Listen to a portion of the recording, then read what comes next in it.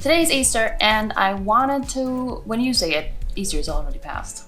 For me, today is Easter, and I always want to make one type of dessert for every occasion, and depending on my mood, I make them more or less complicated and time-consuming. And today is one of the days where I'm not feeling a time-consuming dessert, but I still want to make something that makes me a little bit happy. And I'm thinking Easter is very colorful, so I should make something, well, at least yellow. I have these colorful, wait, just 1 second. I have these pie crusts, the pie forms in silicone, and I wanted to, I've never used them. I bought them because, look at them. But I've never used them, and I'm thinking maybe today is the day, because today is a colorful and happy day. I made sure when I bought them that they're, you can freeze them. What? It's a 482 Fahrenheit to -4 Fahrenheit. Oh, okay, no. There we go. There's a temperature in Celsius that I understand. So it's you can have them in 250 degrees Celsius and -20 degrees Celsius, which is normal freezer temperature, and you can wash them in dishes and they're approved for food, but you can't put them in a barbecue. Anyway, they're safe for heat, and for cold. So I'm thinking lemon meringue pie. I spent some time Googling it, and the American classic version is you take the juice from a lemon and a lime. Many people do. I saw someone also add an orange. So that was experimental. You add the juice, you had cornstarch, butter, and eggs, and you cook that together. So I'm thinking the cornstarch will thicken the whole thing. You add the butter, I'm guessing, for the fat content and for the creaminess, and the egg yolks, of course, will add fat and decadence.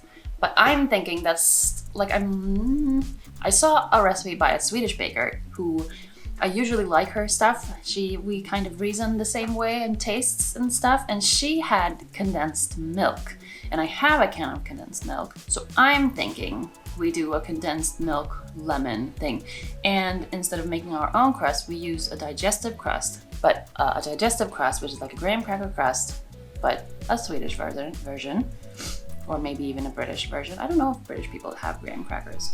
Do you? Is that a thing? And we'll see how many pies I have. 6 of these, so we'll see how many pies. I don't want to make, well, of course the recipe is for a big pie, a solid one. We'll see how many I get out of this, but I want to make at least 4 because we're 3 people eating. So at least 4 so I can save one and eat with you. Let's get started. So we'll start to set the oven to 150 degrees Celsius, and then we go to get our trusty apron. And this recipe is really simple because it says the amount of digestive crackers you need, so you don't have to weigh them. So we only need 14, which is about half the package. I got 2 digestive crackers that I didn't get to use, and that was kind of annoying. But I'm sticking to the recipe and not adding more because I want to try it as pure as possible and not mix in something that I shouldn't, so we don't get a full review of what the recipe actually tastes like. We have these markings on our butter where it says how much 50 grams is, so getting 100 grams of butter is really easy. I don't know if other countries has that as well. I microwave my butter up to this point, so it's like a little cold still. It's not too hot, just because I don't want to splatter my whole microwave with splattered butter. And here you can see when I pour in the melted butter, it's really starting to come together. So it's starting to look like something that we can form into a crust. It's not just a flour of cookies. I think it looks pretty good here. If I did this by eye, I would add a little bit more butter, but I think this is actually the correct amount. I usually oversaturate my crusts, which isn't that great. I forgot to press record when I did all of these, so I saved one so we can see what it actually looks like when I flatten it out into the forms. And this technique with a glass has really served me well these past few times I've made a crust. If you have a glass with a flat bottom, you can push it out into the sides, and It's so much better than using your hands or a spatula or like a spoon or everything else I've tried. This actually gets it to pack quite well and stay the way it should stay. So this is my master tip. Look how great that looks. I'm not sure if you're supposed to use a baking tray for this because it will add heat on the bottom, which might burn the bottom of the pie crust. But I felt like the heat is only 150 degrees Celsius, so it's not good. Like, I'm not too worried about it, but if you're cooking something at a higher temperature, you should probably worry about it. The recipe doesn't give you an amount of lemons, which I like. I don't like when they say like 2 lemons and you have no idea what kind of size they mean. This just says 2 tablespoons of lemon zest and 1 deciliter of lemon juice. So that makes it a lot easier. And I have this microplane, which is really a lifesaver when you're trying to zest something. It only takes the outer layer and you get these really beautiful pieces of lemon zest. It's perfect for Parmesan and everything. I got this one as a gift and I'm always very happy when I get to use it, which is actually quite often. I didn't think that I would use it that often, but I do. It's a very good tool for your kitchen. And I have this lemon juicer, which is not that good, but it works. It does what it's supposed to.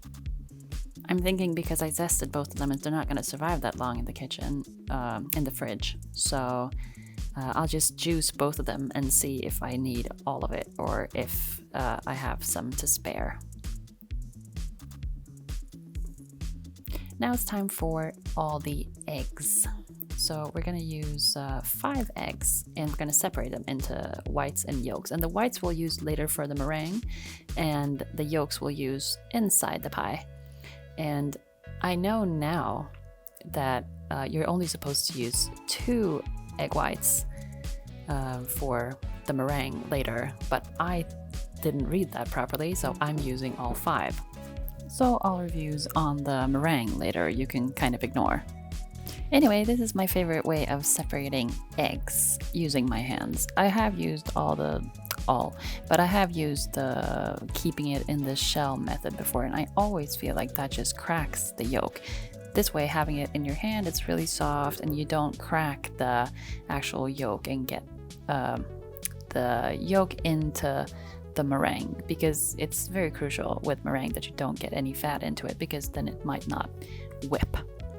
And I have this can of condensed milk. This is what I have at home, and it's unsweetened. I always buy unsweetened because I like to control the level of sweetness in this myself. But we're facing a problem here because we need to sweeten this somehow. But I don't want to use normal sugar because that's not gonna melt properly, I think, into the batter.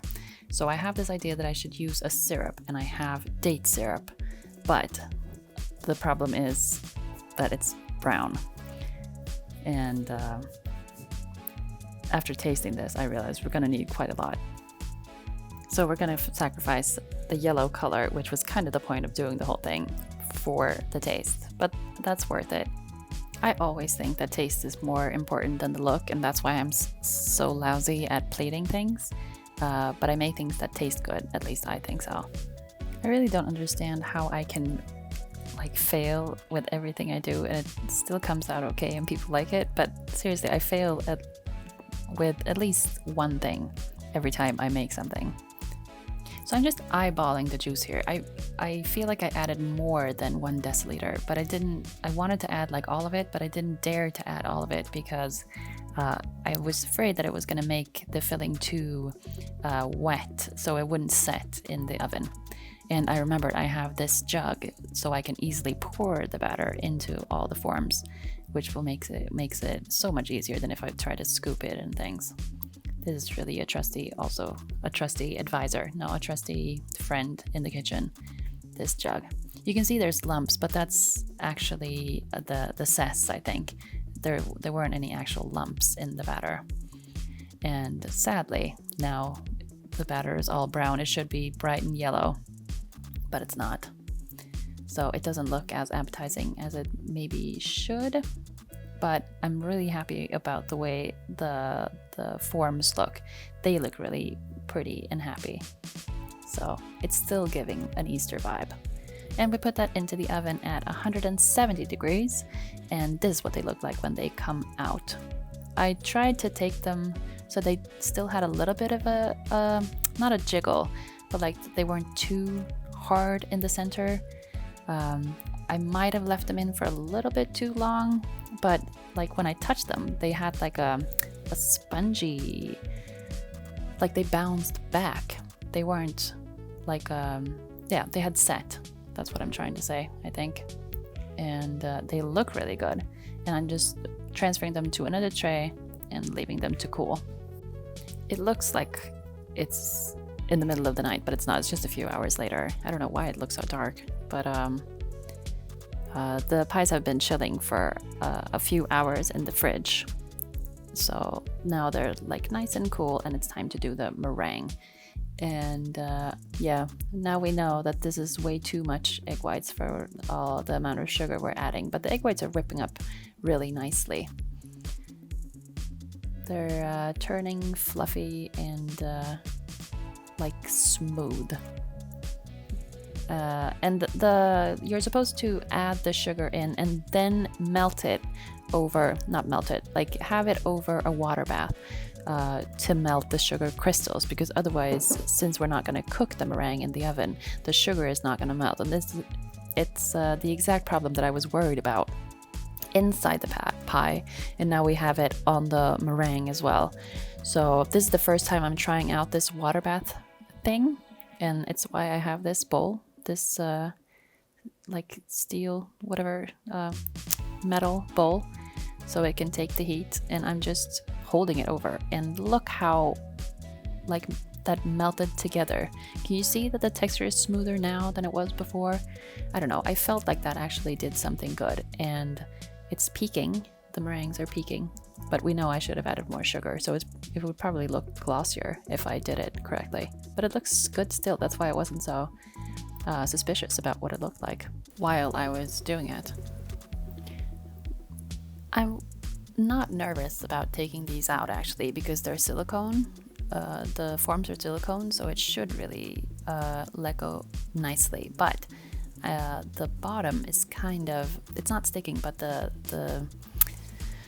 there are levels inside the bottom of these. Is that understandable? You can see that there's like a ridge at the outside of the inside. And I don't know if that makes sense, but at least I got the pie out in one piece. It cracked, the bottom cracked, but that's nothing you can see, so I still count that as a win. And I have these piping bags, so I want to use them. Maybe it's an overkill for what I'm going to do, because I'm not going to do anything spectacular, but if you have piping bags, you should use them. Oh, and here is the trick that I saw someone do.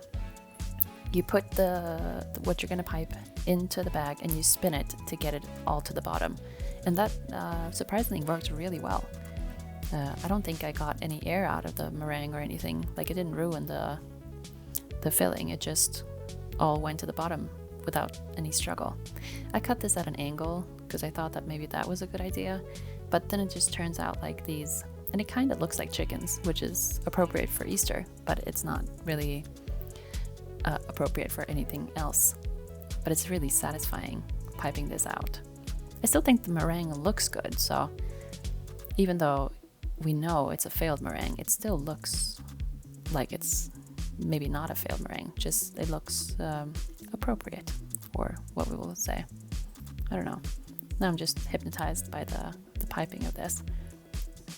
I realized that I have so much meringue left that I should add extra, and then you can just like put the bag into the existing blobs and pipe into that, and they will just expand, and it still looks good, which is a really good trick if you're indecisive. Look at that. That's great. And now for the torch. I've wanted one of these torches for so many years, and now I finally bought one, and I'm really happy when I get to use it, which is not very often. It's not like the microplane, which I use all the time. This is the second time I think I've used this, but I'm really happy every time, so I still consider it a good investment. I don't know how much like how brown the meringue should be, but I'll just keep going until I feel like it's a danger to keep going. You can see all the smoke coming out of it. Okay, this looks sufficient. I think it looks pretty good. Okay. I kind of, in my imagination, I felt like the meringue on lemon meringue pie was more hard, but this is like marshmallowy. Okay, I'm just gonna cut into this. Let's see.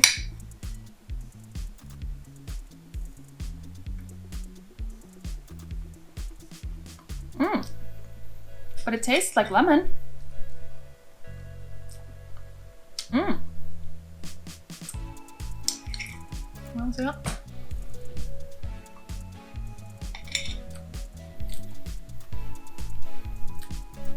It's good. For me, you could have more lemon. The lemon's like, it comes and then it goes away really quick. If I got this somewhere, like at a restaurant or someone's house, and someone said like, what taste is this? I wouldn't really be able to tell. I don't know why it's so weak. I added the right amount of, I probably even added more lemon than I was supposed to. Yeah, it doesn't look that appetizing. This color, like, come on. Yeah, so the lemon flavor is way too weak. This could be like a vanilla tartlet pie, tart pie, with some acid in it. The crust does what it's supposed to do. It's a little, making your own crust would be better, because when you make like a crust of crackers, I feel like it's always crumbly. It doesn't want to stick together after you bake it. Like, even though I baked it, it's not a full thing. When you eat it, you don't have like a hard thing and a soft thing. It's more like the meringue is like marshmallow, and then the filling is like soft. It's worth it making its own crust if you have the time to spend. But if you don't have the time to spend, this only took me like an hour, and then the meringue an extra like 15 minutes. So it's like an hour and 15 minutes with cooling time, like without cooling time. So it's an hour and 15 minutes of work. And that's pretty good for a dessert like this. Sometimes I get the zest, then it's better. I don't know what else to say about this. Make your own crust, use more zest. But the condensed milk thing, I think, was fine. Maybe that's the problem, actually, when I'm thinking about it. I think all the other recipes, because if you have cornstarch, the liquid in the other recipes was lemon juice and like lime juice. Yeah, maybe the condensed milk wasn't such a good option anyway. It's a very easy option, so it works as like a fast version. But if I do this again, I'll do the proper one with the cornstarch, because I think that will get you more flavor. And this kind of meringue looks cool. It doesn't add much. The process of like melting the sugar worked. There's no sugar crystals, so we did that well. It's smart not to make the filling so sweet, because the meringue on top adds sugar. Like now that I'm eating it, now that I've eaten almost everything, I feel like I want to scrape the meringue off and just eat the filling. This easy version is very good if you're low on time, want something that feels like homemade and good, and the people that are gonna eat it, you don't want to impress too much, then I would make this. If you have good lemons and like you're feeling in the mood to really do a project, do the real version. I think that will be way better. It would be more authentic. Like, I understand why they made it that way from the beginning, and like this recipe is called like an easy lemon meringue pie. So it's not like she doesn't know what she's doing. So I still have trust in her, and it's a very good substitution for the real thing when you don't want to spend so much time, but it's not really a good idea. Just do it like it's supposed to be done. It's for a reason they did it that way. Thank you for watching, and I'll see you again soon. Bye! Okay, you get to choose if you want to be the chicken or the bunny. I want to be the chicken. bunny and chicken and baby chicken. It's really good. Very fluffy. It's not too sweet. No. It's a good mix between sour and sweet. I've never had this before. No, me neither. Really? So, no. No, never. Rating it, like, I think it's perfectly made if this is your favorite dessert. So it's a 10 out of 10 in the making. This is just not my favorite dessert. But I think it's a 10 out of 10. 10 out of 10 chickens.